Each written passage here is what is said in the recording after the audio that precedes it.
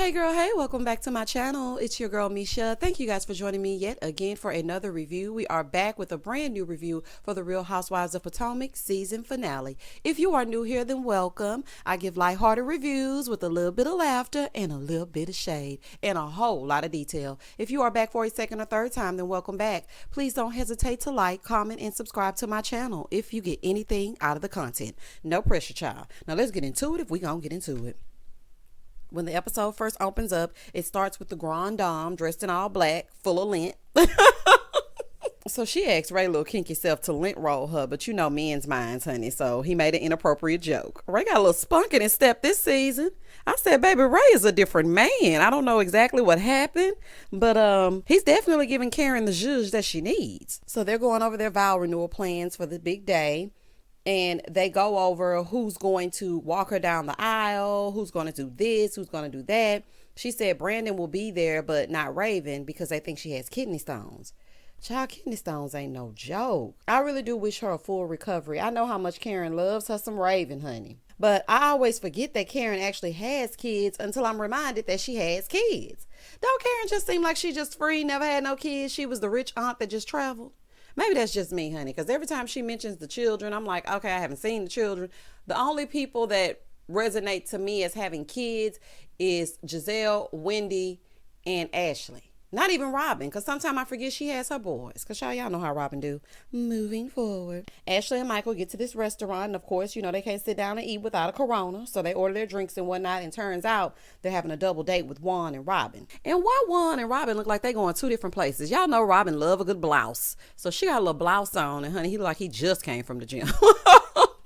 Baby, Juan gonna keep a fitted and a hoodie on if he don't do nothing else, child. And Robin gonna make sure she got a little party at the top and Aaron's at the bottom, child. So they go to eat. They're having a double date. And I was thinking this. So Robin can get Juan to make an appearance if Michael gonna be there, but he can't never make an appearance at any reunion. Every time it's time for a reunion, he ain't got no time for it. I just don't understand that. But okay. So they start talking about the panorama of it all. And Michael tells them that, you know, he's had a trainer 5 days a week. And I was looking at him like, and what is he training? Is it a vocal training? What is it? Because I don't see nothing going on but the rent. So Ron is like, yeah, well, you look good. Baby, Michael lit up like a schoolgirl getting a compliment from her crush. I said, child, that man has an infatuation with Juan Dixon. Do y'all hear me? But I was thinking, I was like, maybe he just thinks Juan is a cool dude, like the guy that was popular in school. You know, because Michael looked like he was a band geek. Maybe that's it. You know, he was a little nerdy guy and Juan was the popular jock. Maybe he's a little bit, you know, infatuated with his status as far as his coolness. You know, he's a little bit aloof. He don't give you much. He don't want Robin to give you much, because child, we're gonna get into it as we get into that. And maybe just Michael just admires that. But then Robin don't make it no better. Now I'm trying to clean it up, but in her confessional she goes, you know, Michael doesn't like to be around the group. The only guy he really likes is Juan, and you know, Juan reciprocates the love, but I don't know why. I don't know why either, Rob, but I would keep my close eye on them, okay? Because they ain't fooling me. Moving forward. So then they order their food, and Robin is like, we ain't see you on the trip, Michael. Where have you been? What is the deal?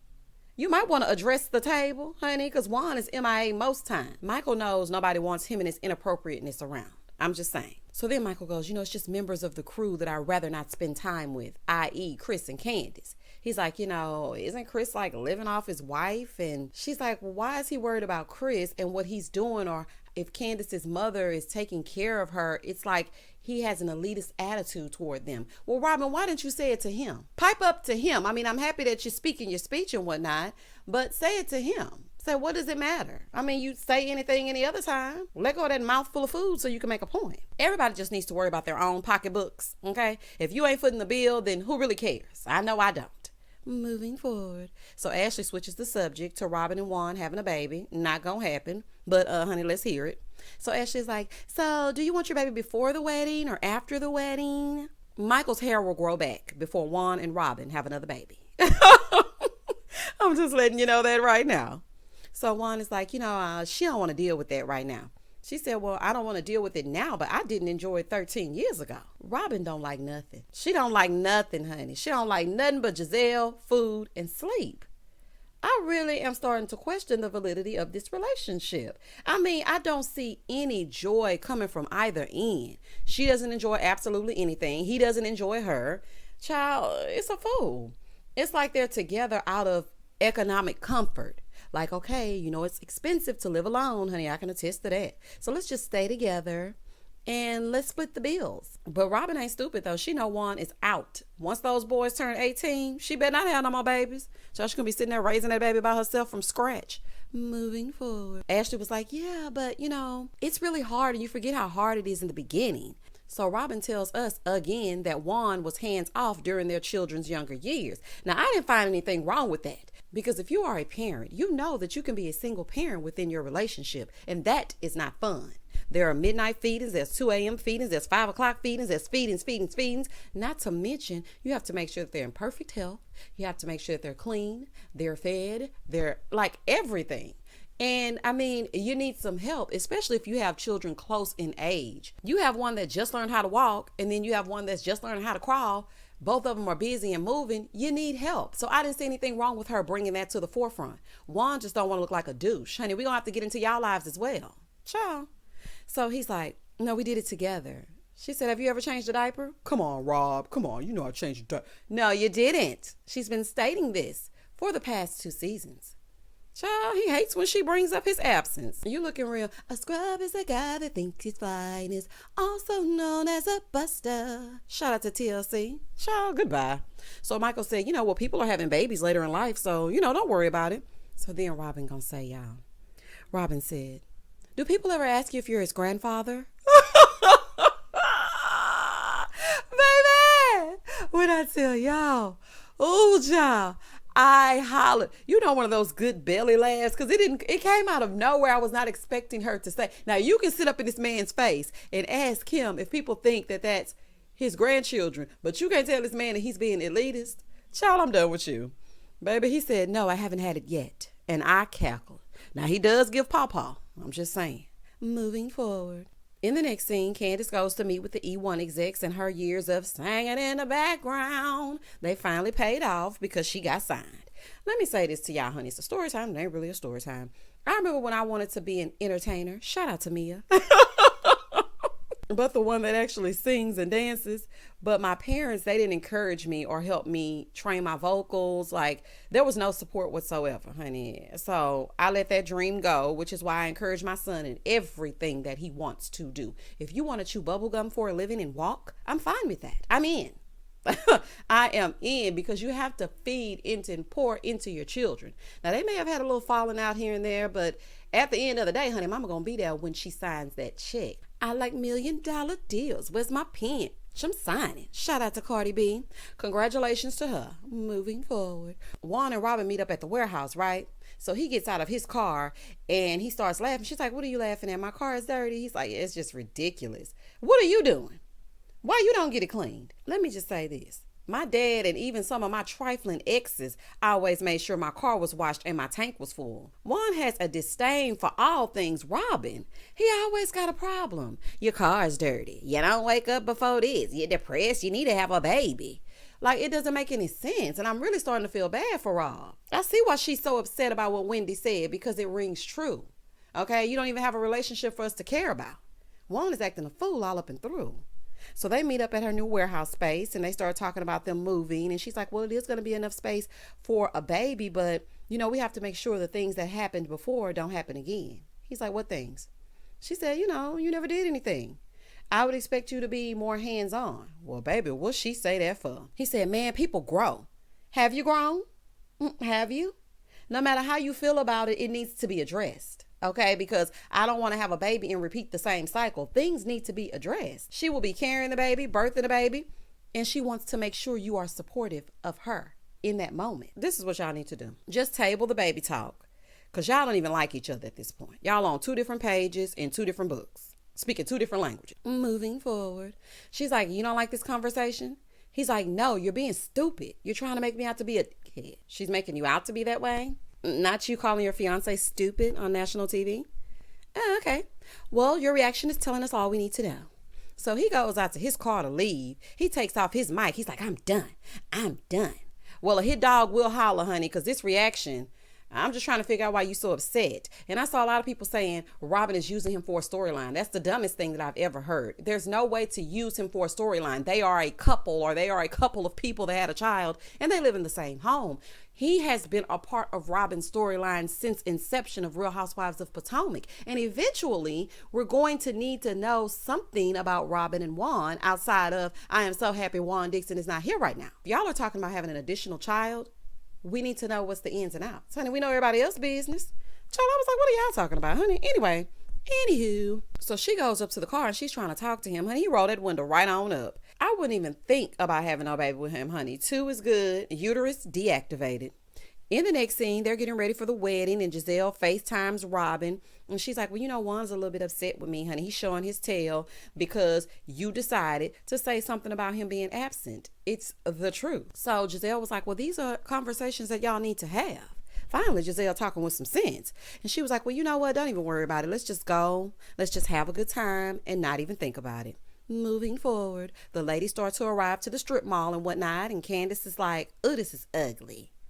Girl, hush. It's paid for. Okay? All she needed was a little carpet action out in front. Honey, they should have did some draperies or something in the front. Something to give it a little zhuzh. It was a little plain, but it's not ugly. And don't call things ugly because you know how you felt about the comments about your video. Honey, okay? Like, don't do that. So Mia gets there and she finds out that it's upstairs. She's like, oh my God, I just really hate stairs. Like, I like everything to be one level. Mia, you literally went to this venue with Karen. So you knew that there were stairs. Girl, goodbye, honey. And either way, walk up the stairs or entertain G-Money at the house, okay? I hate a lot of complaining. I hate when I put something together and people start complaining and picking things apart. Be quiet, sit down, eat this free plate of food, dance the night away, and hush. And congratulate me on your way out with a card with cash in it. Ciao. Moving forward, Giselle and her boot, they arrive. Hey, girl. Wendy gets there and she's slithering out the back seat. Child, it reminded me of that season. Last season when Wendy slithered down the stairs, child, she was slithering out of that back seat. She couldn't even bend her torso in that dress. Wendy. Child, the price we pay for fashion. So Eddie is so kind and patient once again, honey. He trying to help Wendy out. He truly has her back. He really has her back. Because that dress was teamed too much. Girl, how you gonna eat if you can't bend your stomach in half? Girl, it's a fool. So Wendy gets in there after 16 hours and Candace tries to get her to speak to Giselle and Robin. Giselle, who keeps telling us she doesn't care about Wendy speaking, she can't wait to sit down. Here she goes. She tell Robin, Wendy came in and she didn't speak to me. Robin said clearly she's insecure. Shout out to Issa Rae. Girl, is that what you got? Because I got she has placed a clear line in the sand. If I see you and I don't speak, that means I don't with you. Shout out to Cardi B. Like, girl, she's letting it be known. I don't mess with you. So why do I need to speak? I'm the exact same way, honey. Call me petty or whatever it is. I will walk right past you. Like, I don't even see you. It's like you never existed. Didn't you say on your trip that you were good on her? So why would she give you and your boot any energy? Like, remember, she's combative. She's aggressive. Do y'all forget what you say? Like, girl, anywho. Side note, Robin, I'm so happy you did the ponytail and I could have been jailed down a little bit more, you know, make sure it was really formed. But I'm happy you switched it up. So Juan says something to Giselle about Jamal. He's like, you know, I'm so sorry about what happened between you and Jamal. I'm sure it'll be fine. He's like, are you dating anyone now? She was like, you know, I am. She gonna try to cover her mouth. I'm like, baby, the mic is hot. The mic is hot. The mic is hot. Hot, hot. Girl. So she was like, yeah, you know, I was talking to this 34-year-old commentator. So the producer is like, well, has he been to the West Wing? The attached garage? Honey, I'm sure he certainly has. I'm sure he's been there. I told y'all she was sneaking people through that sliding glass door. I told y'all. In the next part of the scene, Chris and Juan, they catch up, and Chris mentions that he lost his wallet. So Candace was like, as long as you don't lose that ring. And then she actually starts talking to Ashley. Honey, I had to rewind it and make sure she was actually talking to Ashley because I thought she might have been talking to Giselle. But child, hell has officially frozen over because she was talking to Ashley. She's like, yeah, he loses the ring in the house because he doesn't wear it. So Giselle said, Ashley, does Michael wear his? Here go Ashley. Yeah, he has a bump. He can't wear it. He has Dupuytren's. Well, I would buy him a necklace and put that ring on it and let him wear it around his neck. Now he has the necklace. Like, you're not going to not wear your ring, honey. He needs to have his ring on 24 hours a day. He needs a ring alarm system attached to him. He needs a ring around his finger or ring around his eye because the way he acts is unacceptable, okay? Child, I wish he would, honey. You gonna wear this little necklace. You gonna wear this little piece of chain. Child, you gonna wear this little piece of chain. Oh, honey, I cracked myself up. Moving forward. Baby Ashley gonna make an excuse for Michael if she don't do nothing else. Juan said, so how long did I wear my ring for, Robin? Like a year? She said, a year? Try never. He said, don't do that. I don't know why this is so funny to me. But don't ask questions you do not want the answers to. Baby, Juan was trifling, honey. They gotta be sticking together for the kids and for the bills, honey. He didn't wear his ring. He was a cheater, pumpkin eater. He didn't help take care of the kids, but want a whole new child. I understand people grow, but his attitude still says, I'm stuck in the NBA. Like, boy. Anywho, Juan don't really want us to know the real him. Boy, gone. He blamed it on playing basketball back in the day. Okay. Moving forward. Karen is upstairs getting ready to come on down, talking to Macy Gray. Hey, Macy, hair still the same? Okay, girl. So it's time to start, and Karen comes two-stepping out towards her man. Karen looked fabulous. From the hair to the dress. I loved every bit of it. Every bit of it, honey. Karen's body is sick, baby. I said, okay, Karen. Okay, Grande Dame, give it to him. So she comes on down, then she makes it up the stairway to heaven to her groom, finally, after 48 hours. I was like, girl, how long are we gonna be here? I wish she would have walked down to him instead, because it would have been a little bit better. So they say their vows. But while the pastor is reading his part, he starts talking about friendship. So Giselle said, well, what is this? I mean, maybe it's just a friendship, which would explain all those DMs she falls in. See now, Gizzard? See? This is going to incite a war, because Karen gonna light you up when she hit this. I just hope you know that, honey. So don't be shocked when you get to the reunion and she lights you ablaze. Don't sit there looking crazy and like a deer caught in headlights, because you don't start none, won't be none. But finally, they say their vows and they seal it with a kiss. Baby, they came on down those stairs, and I was thinking, Lord, please don't let Karen bite it. If she bites it in this dress, I'm gonna lose it. So they finally teeter on down the stairs, and Macy starts singing. Here go, Ray. This is Macy's new song, Sugar Baby. Production, Sweet Baby, released in 2001. 20 years ago. Oh, child. Child, Macy gonna sing low and slow if she don't do nothing else. I try to say goodbye and I choke. I try to walk away and I stumble. I was like, oh, child. I don't know why, honey. Listen, I can find the humor in anything, and this finale was humorous to me. Okay, so Ray and Karen, they do this awkward first dance, honey. Karen dipping it low and picking it up slow. So Gordon jumps up there, because, child, you know he love him some Karen. Here go Mia. I got to keep my eyes on Gordon. Honey, I know that's right, because Gordon admires her, child. And they age appropriate, too. I don't think so. Moving forward, Michael arrives. Ashley comes running out like a kid that just saw their parent pick them up from daycare. She was so excited to see him. Too bad she wasn't met with that same enthusiasm. I'm like, girl. Anywho. So they head inside. Michael runs right on up to Juan. This was the reception I was expecting. Baby, the way he lit up when he saw Juan. Okay, Michael, get inside first, child. Just get inside. I'm surprised that Juan was grinning from ear to ear when he saw Michael, too. So then he introduces himself to Gordon, and all the guys are kind of mingling. Chris is like the outsider. He's just sitting down in his pinstripe suit. Candace is over there telling the girls, because Mia was like, oh, my God, he actually came. He's real. Mia, be quiet. So Candace is over there telling them that she and Ashley may have issues, but morally, he isn't good enough for Ashley. And I have to agree with that. I agree. Ray sees Michael, and he goes up to greet him. He's like, yeah, you've been busy making babies. He said, yeah, I got 2 beautiful boys. Here you go, Ray. Yeah, they're surprisingly good looking. Oh, my God. Oh, my gosh. Ray is a shade sniper. He hit you out of nowhere. Like, you don't even see it coming, and pew, the shade. Child, this is a fool, honey. So Giselle goes up to hug Michael, and she's like, I miss you. Okay. Did I miss something? Wasn't Michael accused of violating somebody? Like, I just want to know if I missed something. Oh, okay. So they sit down to eat, and Juan is like, we gonna squash this, right? Talking about Chris and Mike. Giselle said, well, there were times when Michael and I got into it, but we talked about it and we got better. He said, you know, you're a very intelligent person, and I can have a conversation with you and I can resolve it. Okay, so you're trying to insult his intelligence. All right, Michael. Now, I know Chris probably didn't pick up on that, but I did. Okay, so you starting some mess right here, right now. So Chris said, look, whatever happened then, I can let that go. Michael said, I have a long memory and I don't like people being mean to my wife. He said, I understand that. I get that. But to come at me the way you did, I felt it was disrespectful. So Juan gets up to try to diffuse the situation. Child, Juan got more pep in his step for Michael than he did for his fiance/roommate that told him she was struggling mentally. She was sleeping from dusk till dawn. And you get on up and shimmy on over there where Michael is to make sure you can help him work through whatever he's going through. Okay, Juan, child. Basura. Moving forward. So Michael is telling Chris he needs to be a man and apologize. And Chris is like, hold up. I'm putting my napkin down. Juan said, just have a conversation and end it. Robin is like, Michael, you can't act like you did nothing wrong. And so Michael said, no, but he owes me an apology. I mean, what did I do? Really, Michael?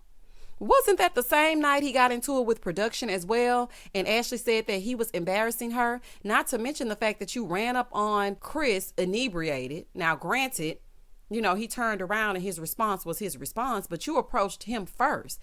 Quite frankly, both of y'all wrong. Okay, let's just call a spade a spade. You're wrong for approaching him. He's wrong for pushing you. Let's apologize and move on. So Candace is sitting there, child. Honey, I know she's boiling over because she want to say something. So she jumps up and she's like, this is the whitest privilege. She gets up from the table. Michael is like, how far can this woman go? But my question is this. Where did Ashley go for this beverage? Honey, did she go home to breastfeed Dylan? Child, she been gone for 60 minutes. I said she done left Michael at this table. You cannot leave Michael unattended. Girl. So Juan is like, well, let's just be bigger men here. Michael turns to Chris. He said, look, I have no problem with you. Giselle said, okay, well, moving forward, no more disrespecting each other's wives. Again, I told y'all I don't retain Real Housewives of Potomac information. Maybe I need to go watch the seasons back through. Did Chris ever disrespect Ashley? And I'm asking a serious question. I don't remember that. But maybe he did. So I'm not trying to say he did disrespect. I don't know. So I need y'all to help me down in the comments below. So Chris said, of course we can do that. So he shakes his hand. Honey, I don't know about that, but I guess, child. Juan is like, can we get a hug? Giselle was like, no, it's too soon. It happened too fast. It's too much. So Michael was basically like, nah, I ain't gonna be able to do it. So then he embraces Michael instead. Child, I don't see how he befriends Michael's creepy self. I just don't get it. Giselle in her confessional, she's like, well, clearly all he wanted was a hug from Juan. That's why this happened real quick. Then Michael winked at him and I said, oh, yuck, honey. In the next scene, they all get up to dance and our people, honey, they gonna break out into a line dance if they don't do nothing else. So they boot scooting and boogieing all up and down the dance floor. And Robin was like, this made me think about how I have no wedding plans, but we're building a house. So just give us some time. Robin, please don't worry about it, sweetheart. Don't worry. like, don't even worry about it, girl. You're not getting married. You're not getting married. You're not having a baby. And that is okay. But please stop talking to us about it like we boo-boo the fool, okay? Because we know it's not happening. Stop making up excuses because now your excuses got excuses. Honey, it's a mess. I don't think you should marry Juan anyway. He's a jerk and he can't be trusted. Moving forward. So as they're sitting there, Michael is like, I got to leave soon. And Juan said, yeah, me too. My Uber is here. She said, what you leaving for? He said, I got to go to work. Boy, please. I do not believe at all that you have to go to work. So you came to make an appearance here only to leave for work? Okay. And you were texting too? Yeah, okay. Nah, he got a sneaky link, allegedly. Honey, why y'all both got to go at the same time? Child, I feel bad for Robin because baby Juan ain't it. Then they pan over to Candace and Chris and they're over there talking about the comment that she made. And he tells her, you got to chill. You got to see the other side. And she's like, he did not want to have a conversation with you. So they're arguing back and forth. Now, I will make this point. Candace is correct in saying that Michael does things with no repercussions. Okay. He has violated production. He has violated some of the wives' fiancés. And quite frankly, I really think it's all about the money. Wherever you can lay the money down, that's where you can get past. That's what I really think. But Candace, honey, this right here, the way you speak to your husband, girl. So they're talking and she's like, you can shut up talking to me. That's what you can do. You can stop talking to me crazy. Candace gonna emasculate Chris in public if she don't do nothing else. Honey, she is gonna emasculate him. I don't know how he can put up with it, child. And that was the end of the episode, child. But the updates read, Ashley wants baby number 3 and doesn't want Michael making movies. Well, child, good luck. Hide your cameras. Mia Mia and her mom are working on their relationship. They're building a house with a mother-in-law suite, and the budget is not low. Oh, child. Moving forward, Giselle and her Adidas sneaker. They are no longer dating the mystery man, and she's working on being more emotionally available. But just like Hotel Giselle, it's a work in progress. Girl, good luck. Wendy, she's enjoying the boobies, writing a memoir. Girl, why? Okay, let's get to know you a little bit more before you start writing a memoir of it all. But girl, go on, set yourself off. And she's prepping for the release of that $45 one-wick candle, but it isn't limited to one wick. Update, the candles are sold out. I added the update myself. I just want y'all to know they sold out. As for Candace, her debut album, Deep Space, reached great success, and I thought it was actually a good album. I gotta give it to her. It actually was good. Chris is still her husbander, and he and Miss Dorothy are barely speaking. Baby Todd and Mama Joyce 2.0. As for Robin, they moved into their new place, still no wedding date, and ain't gonna be now. As for Karen, her and Ray are in the honeymoon phase, and she shot her Surrey County tourism video in Surrey County. Bye, heifers, honey. See y'all at the reunion. Thanks for a great season, but I'm glad it's over. The finale was, I mean, it could have given a little bit more zhuzh, but you know, Michael and Chris, they gonna get into it every finale. So, child, there's that. Y'all comment down below and tell me exactly what you thought about this season. Tell me what you thought about this episode. Let's keep it cute or keep it on mute. And as always, stay safe, stay blessed, spread love, not germs. Peace.